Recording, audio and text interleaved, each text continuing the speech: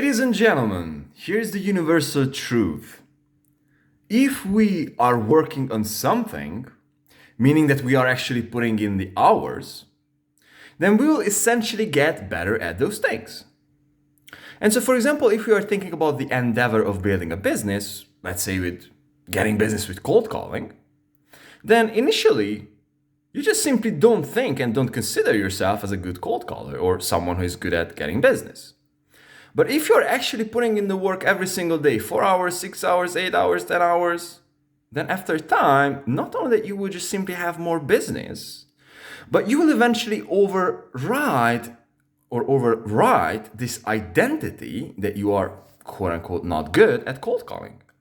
And so your new identity will be overwritten by work. You don't necessarily have to feel like it. You don't necessarily have to feel like you're someone who is awesome at cold calling. You will just simply have evidence because you're doing it every single day. The same thing with me and running. This is a personal story, by the way.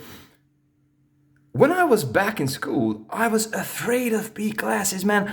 I was the guy who was like literally the last one, finishing the 1 kilometer run. And I was just horrified of PE classes. But nowadays, I pretty much get to my second year of running almost every day. I mean, I had a few days when I was like super, like one day I was like super freaking sick. Other days were like, like super, super low nutrition. But I would say like I was running on at least 99% of the days, or let's say 98% of the days. And now I don't necessarily feel myself every single time when I'm like going out there somewhere like, hey man, like, I'm a runner. No, I just have evidence for that. It's like if someone's asking what kind of sport you're doing, I'm like, yeah, I'm going to the gym, I'm running, but it's like I have the evidence. I don't necessarily feel like a runner, but I am a runner. Do you understand that?